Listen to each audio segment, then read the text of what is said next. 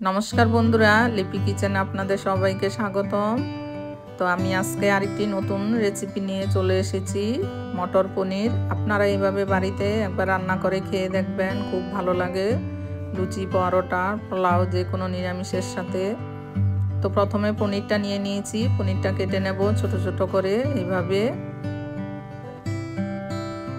আমি এখানে প্যাকেটের পনিরটা নিয়েছি, আপনারা চাইলে লুজ পনিরটাও নিতে পারেন।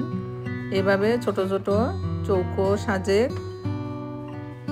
কেটে নেব। প্রথমে কড়াইটা বসিয়ে দিয়েছি, তেল দিয়ে দেব পরিমাণ মতো। আর এখানে আমি আগের দিন রাত্রে মটর আর চানা ভিজিয়ে রেখেছিলাম। সারা রাত্র ভিজলে তাহলে সেদ্ধটা ভালো হয়। এখানে পনিরটা ভেজে নেব, নুন দিয়ে দিলাম হালকা। এবার নাড়াচাড়া দিয়ে লাল লাল করে ভেজে নেব। ভাজাটা হয়ে গেছে, নামিয়ে নেব।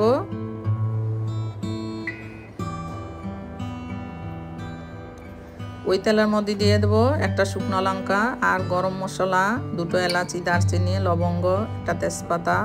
পুরনটা একটু ভাজা হলে এবার দিয়ে দেবো ছোট ছোট করে আলু কেটে নিয়েছিলাম, আলুটা ভেজে নেব। দিয়ে দেবো নুন, হলুদ।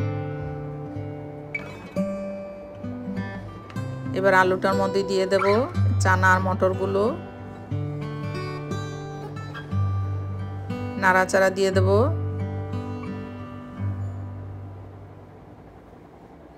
এবার ঢাকা দিয়ে ভাজবো, তাহলে চানাটা অনেকটাই সেদ্ধ হয়ে যাবে।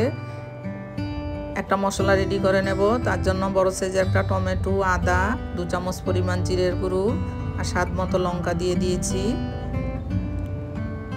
আপনারা চাইলে চানাটা মটরটা আলাদা সেদ্ধ করে দিতে পারেন। আমি এখানে একসাথে সিদ্ধ করে দিয়েছি। দিয়ে দেব পেস্ট করা মশলাটা, মশলা বাটি দেওয়া জলটা দিয়ে দেব।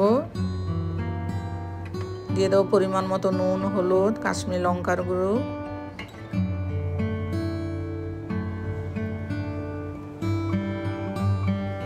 মশলাটা কষিয়ে নিব।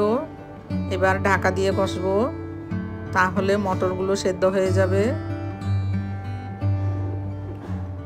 দেখুন মশলাটা কষিয়ে এসেছে, মটরগুলো অনেকটাই সেদ্ধ হয়ে গেছে। এবার দিয়ে দেব 2 চামচ পরিমাণ পোস্ত আর কয়েকটা কাজু বাটা, মিশিয়ে নেব।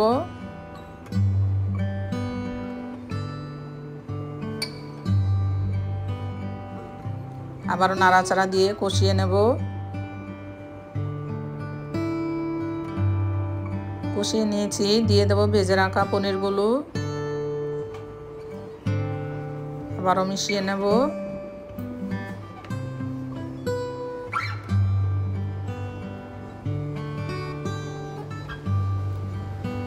এবার দিয়ে দেব গরম জল।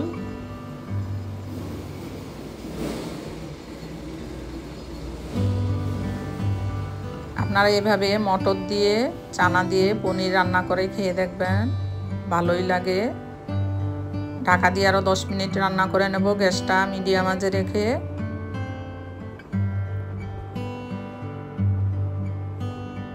দশ মিনিট হয়ে গেছে, ঢাকনাটা তুলে দেখে নেব। দেখুন ঝোলটা অনেকটা শুকিয়ে গেছে, ঠান্ডা হলে আরও অনেকটা শুকিয়ে যাবে। চানা মটরগুলো সিদ্ধ হয়ে গেছে। নামানোর আগে দিয়ে দেব 1 চামচ পরিমাণ চিনি আর দিয়ে দেব গরম মশলার গুঁড়ো।